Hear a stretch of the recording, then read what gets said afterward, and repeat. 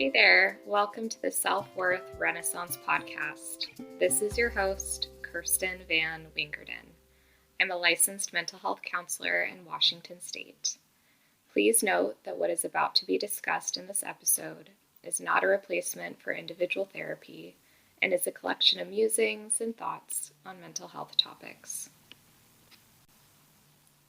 Welcome back to the Self-Worth Renaissance, the podcast where we rediscover our worth, embrace our imperfections, and step into the most empowered version of ourselves. I'm Kirsten Van Wingerden, your host and licensed mental health counselor, here to guide you through your journey towards self-love and confidence. Today, we're diving into a topic that's so important in our world, success and how to redefine it. We've been taught to chase success that looks good on paper. A prestigious job, a certain salary, the perfect Instagram feed, the perfect family. But what if we shifted our focus from how our life looks to how it feels? In today's episode, we're going to explore what it means to create a life that feels good from the inside out. We'll talk about why it's important to define success on your own terms, and how to align your life with what truly brings you joy and fulfillment. So if you're ready to let go of the pressure, to meet society's expectations, and start living a life that feels right for you. So let's start by looking at the traditional definition of success. For many of us, success has been defined by external achievements, getting good grades when you were growing up, landing a high-paying job, buying a house, having a thriving family, healthy relationships, and a huge group of friends, or hitting certain milestones by a certain age, i.e. married by 30, kids by 35, the whole list. But the problem with this definition is that it's just not a one-size-fits-all, and if you think about the people in your own life, how many people do you know that are actually doing those things? And the problem with this is that it doesn't account for what makes each of us feel happy or fulfilled. And the American dream is just not something that can be achieved as easily anymore. And when I say American dream, I think the white picket fence, this really quote unquote normative experience of living that is just not realistic. And, nowadays it's even harder to buy a home, and it's harder to create a life that looks like that. Oh my gosh, I think of Leave It to Beaver, and that, white picket fence, traditional roles, etc. And life is changing really quickly in the digital age, and it seems like the envelope keeps getting pushed regarding what makes a fulfilled life. For example, I live in a part of the country where I have beautiful scenery, but the home prices are extraordinarily high for the income comparison. And, I just can't expect to afford the same type of lifestyle or home that someone in somewhere like Ohio or maybe Texas can. So it might not be realistic for me as a single person living on one income to expect to afford my own home where I live, at least right now. But I have this trade-off of having some pretty incredible mountains right out my back door.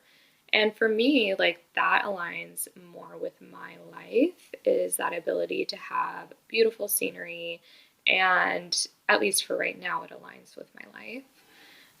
To be able to be outside and have just incredible access to the outdoors and fresh, clean air.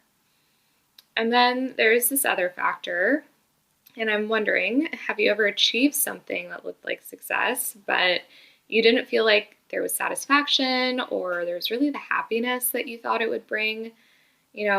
I've felt that too, where I've really gone after something I thought was important, and then it just kind of was not what I needed. And it just feels like the bar is always being moved forward, and we're always just trying to keep up with the Joneses, right?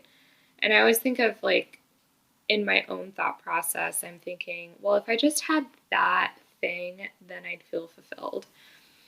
And I think that's like a really like capitalistic, consumeristic way of viewing success because,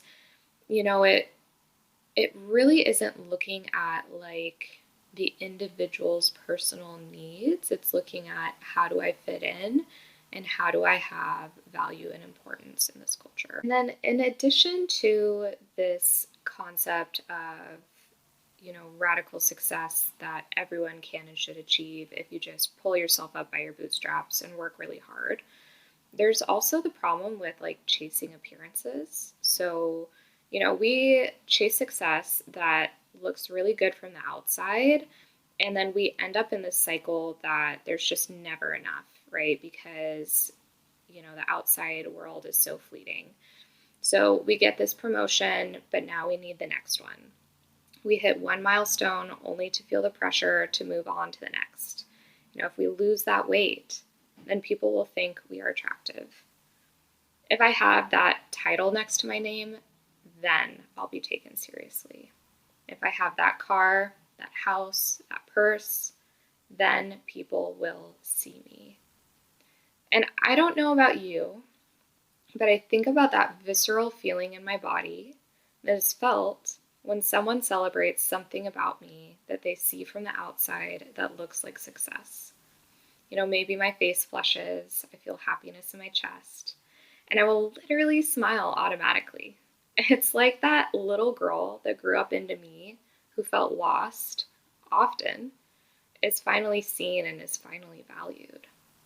The problem is that external validation is not always available. And as you grow into an adult, external validation becomes less and less as you and your peers become more and more independent.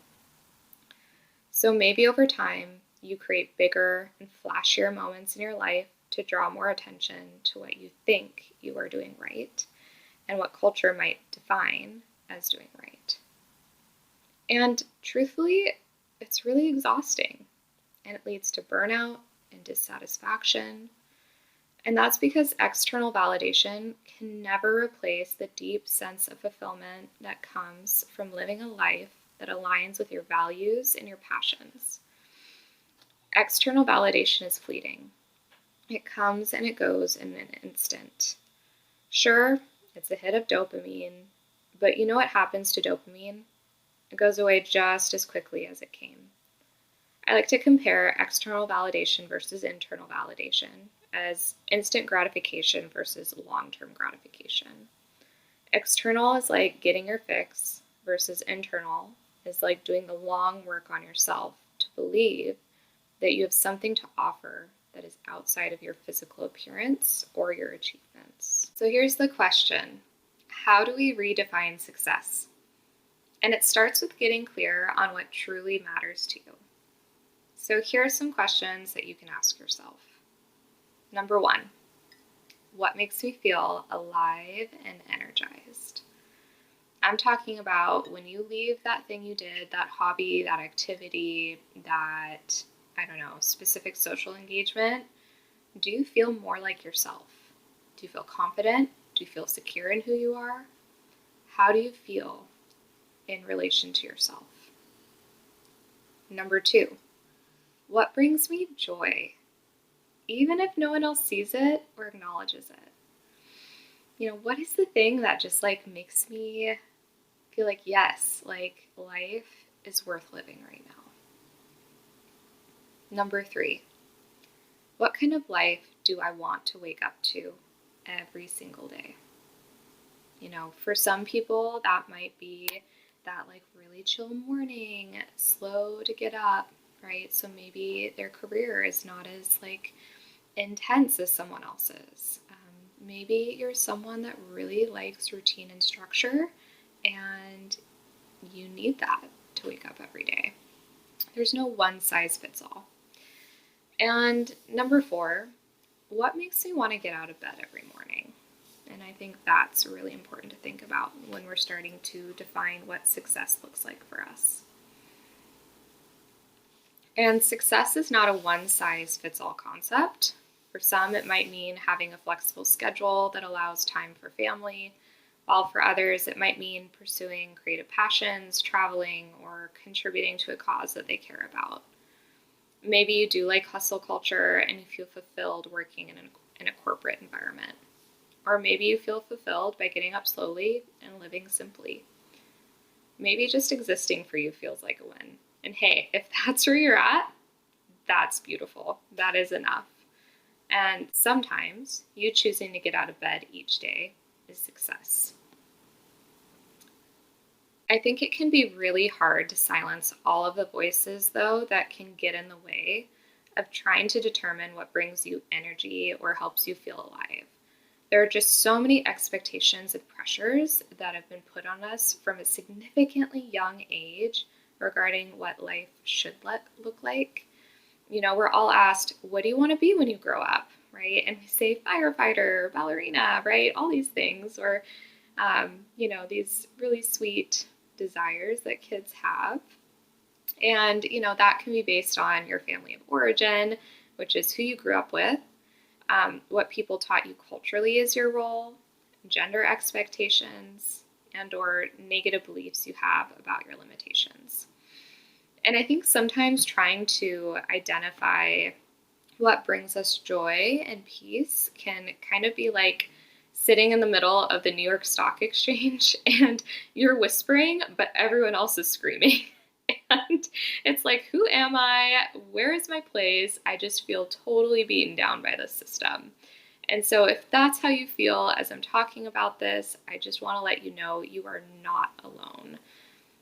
And I kind of want to share my personal experience to kind of explain how this worked for me. So, I'm a firm believer that we have passions for a reason. And typically, the way we can feel really fulfilled in life is if we can find an intersection between our passion or part of our passion and our career or the way we show up in the world. So I think even if we try to outrun our passion, they will eventually find us. So, for example, I spent my early 20s pursuing a career that was just not the right fit for me. I was a pre-medicine biology major. I interned in a lab studying cancer proteins, and I interned at a public health department. And you know how I felt all of those years? I felt bored. I felt really unmotivated. And I felt like I was slogging through a life that didn't fit who I was. But I thought that was what I was supposed to do. And it was my job to fulfill this role, these expectations that had been put on me to make other people happy. And it didn't matter how I felt, it mattered how everyone else felt. And, I think about like my passions and my natural strengths growing up, and behind the scenes, I was always the therapist in my friend group. I was always looking for jobs where I could be serving other people. I was always the listener. I was always fascinated by people's thought patterns, and I wanted to understand why people are the way they are. I thought systemically, and I was also really creative, and I would just write stories all the time growing up. And I think it's funny because when I finally began to face myself and really look at, okay, who am I outside of the expectations or what people think I should be, here I am today. I'm a licensed therapist, psychotherapist. I'm creating a podcast where I get to write constantly. And I get to work a job where I sit in the deepest, most vulnerable moments with people for a living. And I get to live this really powerful life that is led by myself and aligned with my own values. And I think that is just unreal, right? That somewhere along the line, I was able to slow down and listen to myself and trust myself. And I think with that example, like redefining success means letting go of your family's or society's expectations and giving yourself permission to create a life that feels authentic and fulfilling to you. And what a beautiful calling.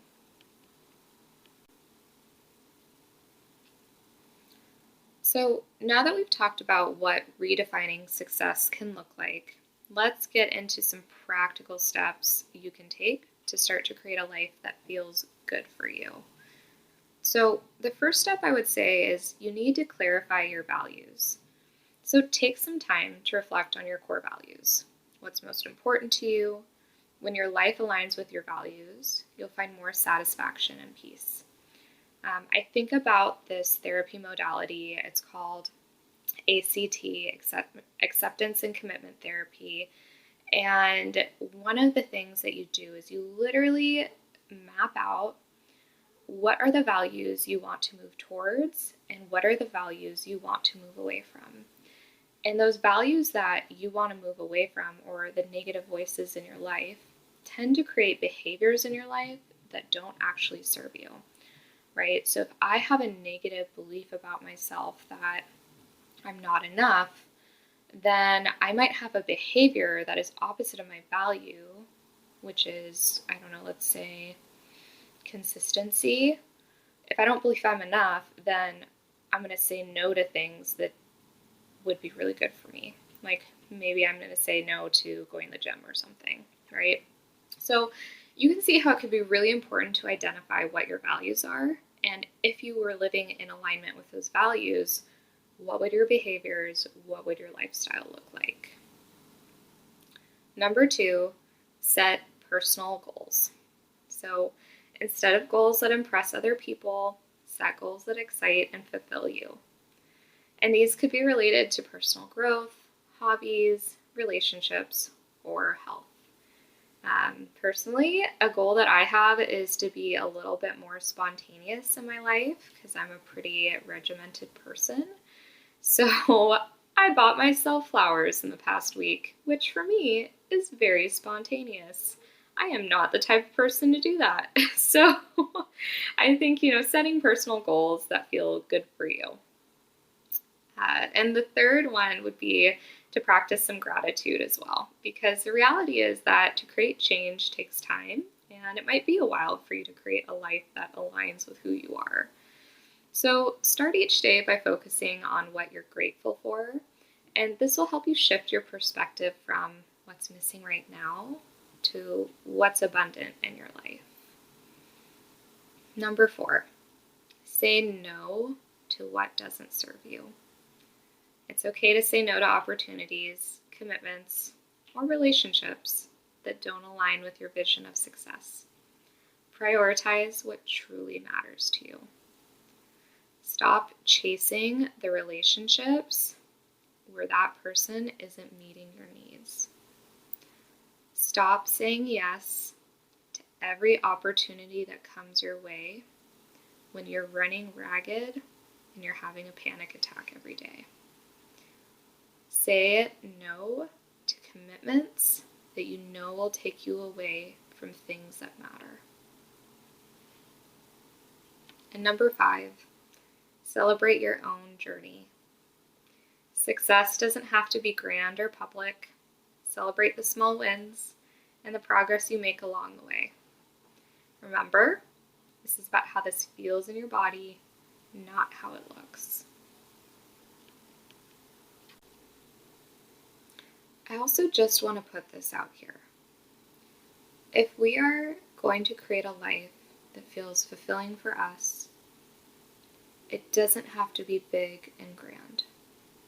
Meaning, oftentimes in our culture, success is put on display. We give medals, we give awards, we give standing ovations for the people that are doing the big, grand thing.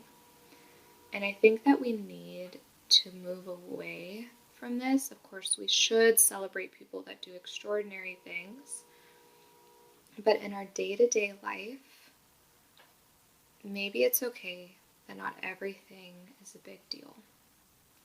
Maybe it's okay that things are calm, that they are steady. Maybe it's okay that we just have a roof over our head today. Maybe it's okay that we have clean drinking water. Maybe it's okay that we have a quiet night in.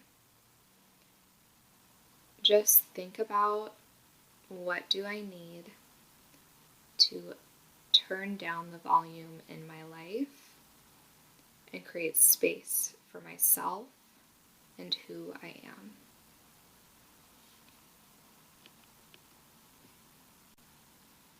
So as we close out today's episode, I want to leave you with this thought. Success is not about how your life looks to others, but how it feels to you. Take time to reflect on what success means to you personally. And as you move into 2025, give yourself permission to let go of the need to impress others and start living a life that feels good from the inside out. I know that today I was pretty fired up, so thank you for joining me. And if this episode resonated with you, I'd love for you to share it with a friend or post about it on social media using the hashtag selfworthrenaissance. This podcast is now on all streaming services, which is just a big deal for me and feels like a very big step. So share with your friends and family. I'm sure that they could get something out of this too. And until next time, remember that your worth isn't defined by achievements. It's defined by how authentically you live your truth. So thanks for listening to the Self-Worth Renaissance. I'm Kirsten Van Wingerden, licensed psychotherapist, and I'll see you in the next episode.